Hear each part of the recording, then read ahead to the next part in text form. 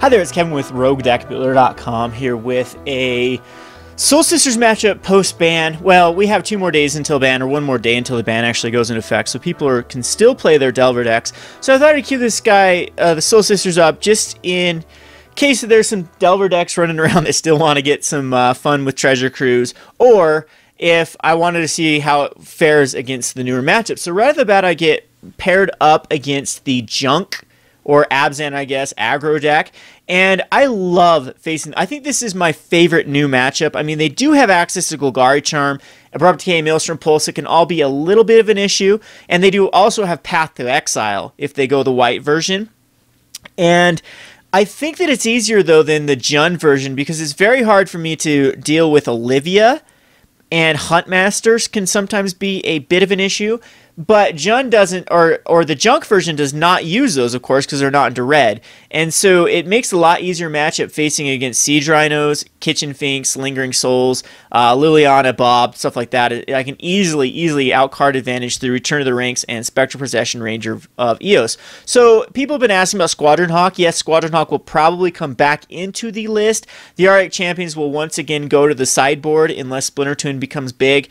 And the Squadron Hawks will have the spot in the main board. But this is just the old school build that I've been doing since Delver was big. So let's just play some matchups here. So I snap keep this hand. This is actually game number 2, I think, but we have an Arctic Champion and double Spectral Possession. So unfortunately this is game number 2. I'll show game number 1 in a second here.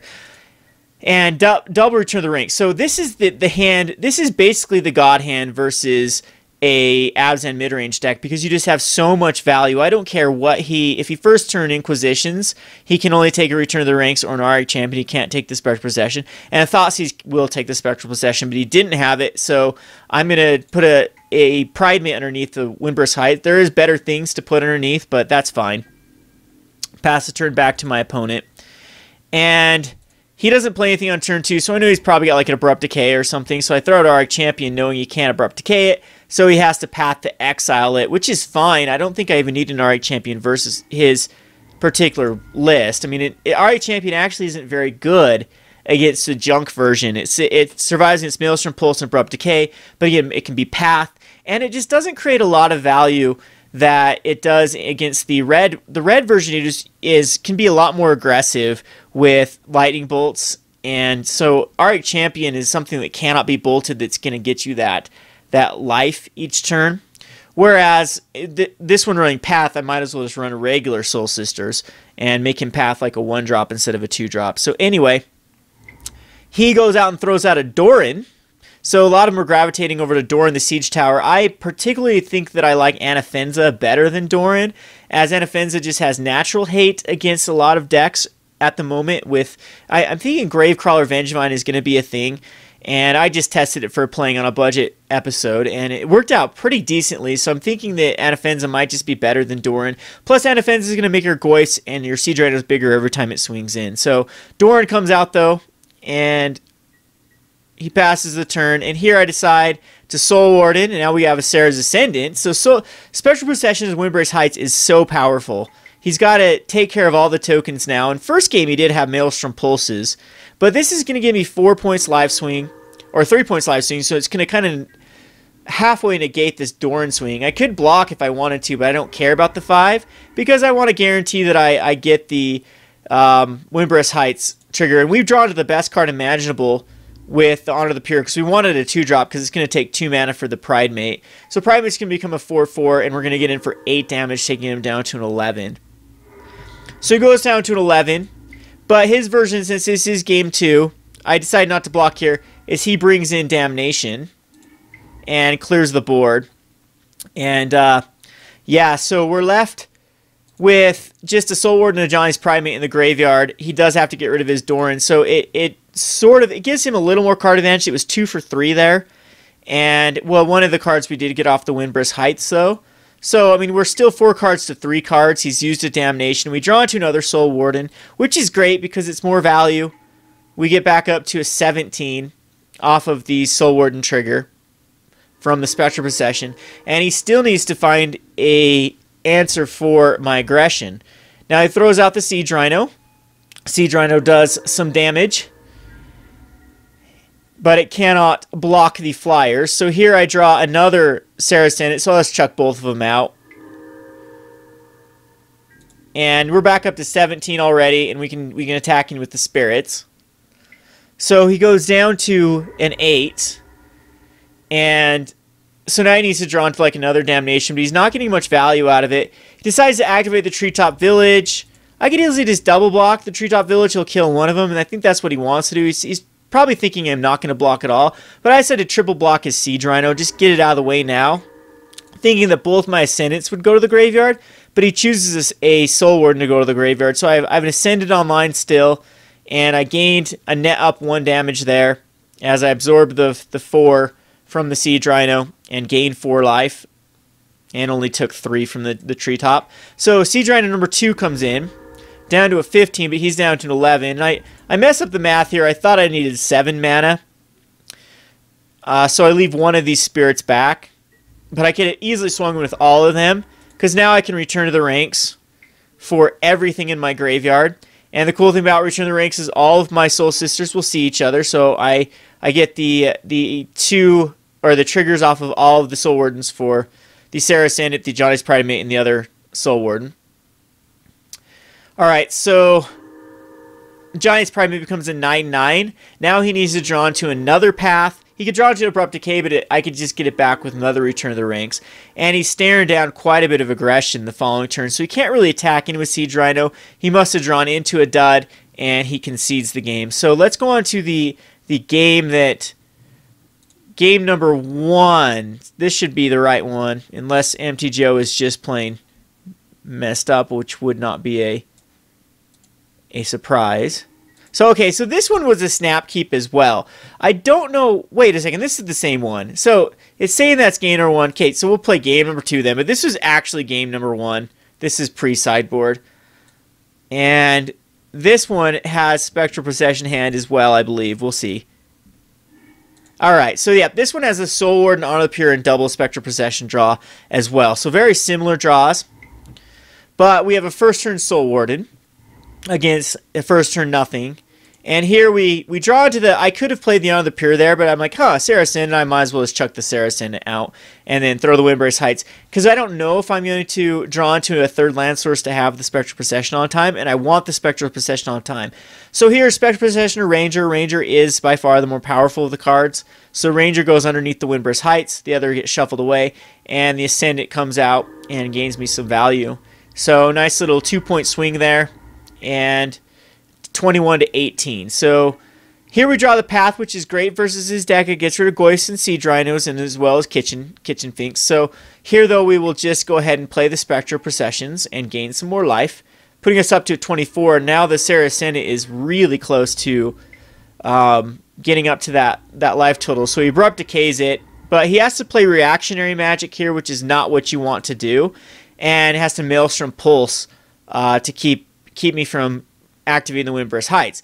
But we got a backup plan here. So we've just been 1 for 1 so far. So we just go for another Spectral Procession, gain some more life, and attack in with the Soul Warden. So again, he's either got to make a decision next turn if he has a removal to play the removal, or play a Siege Rhino or a Kitchen Finks or something that's in his hand, and let me activate that Ranger.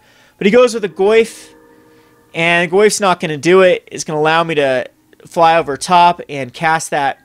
Well, first of all, the Honor the Pure, so that's even more deadly.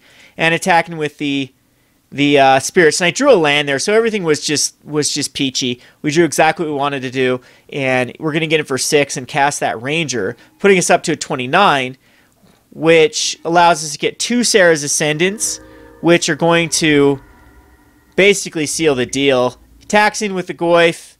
I let it go through. I could care less about life at this point, and down to a 23. But again, Path to Exile off the Siege Rhino, and then he has no blockers for the 2, 4, 6, 8, 12 damage on the backswing. Even if he did have a blocker, we would have been able to get in for some probably 6 damage and then chuck out like Soul's Attendant, Sarah's Ascendant.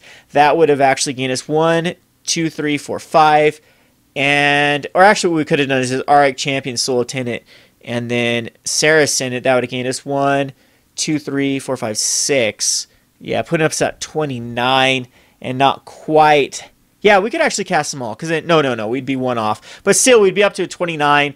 threatening with the Ceres and it going to a 6/6. Just very, very, very difficult for the deck to beat Soul Sisters as I currently have it built. Now, one thing I think that the Abzan midrange could benefit from with all the life gain they have through Kitchen Finks and through Siege Rhino is they might want Archangel Thune. Other than that, they might want Baneslayer Angel at the 5-drop. I don't know exactly what they run. I'm sure that those might come in the sideboard. But they have access to a lot of powerful cards.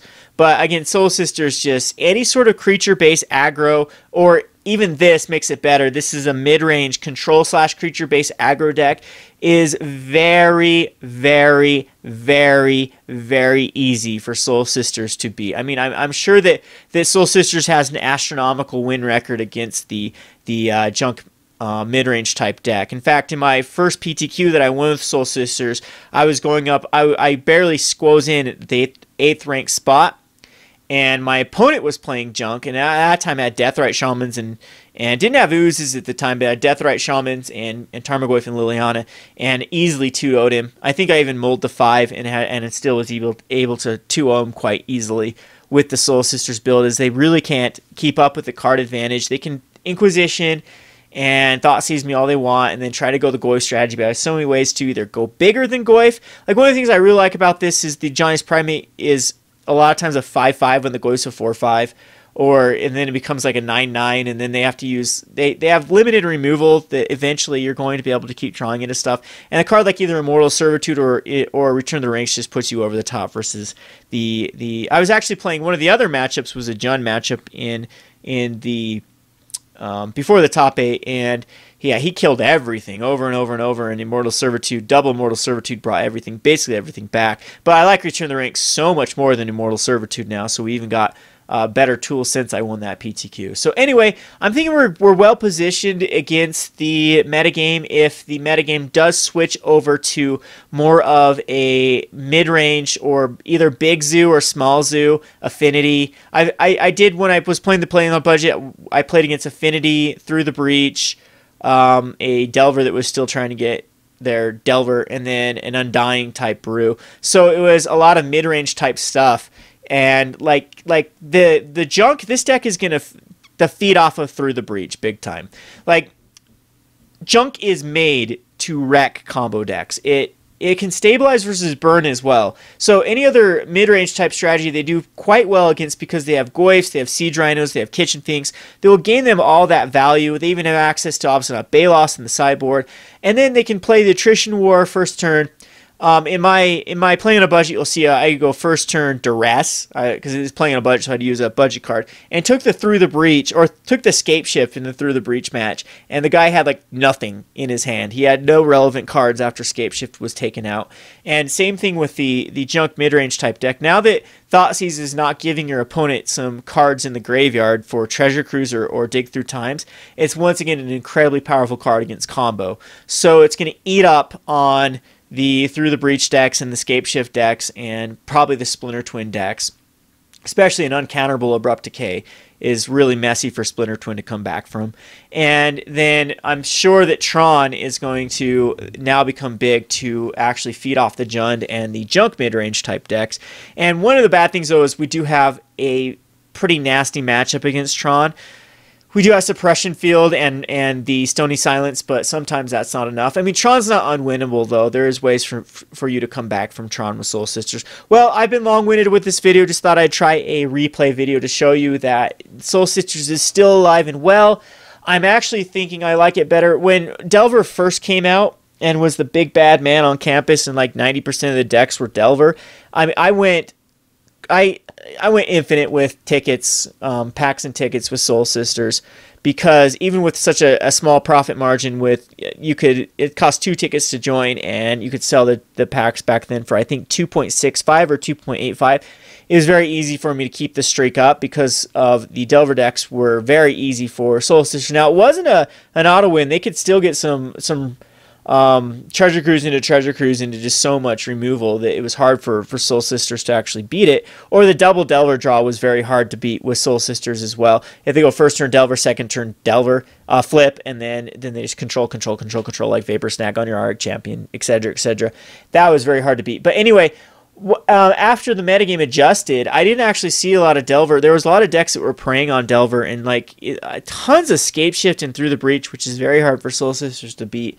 So I'm actually liking the change. I'm actually liking Delver out of the format because that opens it up to a lot more like decks that get just completely destroyed by Jund and Junk, which then Soul Sisters I think even has an easier time beating Jund and Junk than it did Delver. So anyway, looking forward to, and no Pod. Pod was, the latest brew of Pod was actually kind of hard, with the Siege Rhino version of Pod was actually kind of hard for Soul Sisters, because there's so many games I would get them down to like a 3, 4, 5 damage left, and they would go Kitchen Finks into Siege Rhino, and that gains them 5 more life left, and then it's just, then they got this huge blocker, and it's just a mess. And then after that, then they could eventually get like their board wipes and whatnot to deal with my aggression. So I'm actually glad that Pod is out of the format now, because that was getting, with each new set, it was getting harder and harder to beat Pod with Soul Sisters. So anyway, this has been Kevin with RogueDeckBuilder.com. Thanks for watching.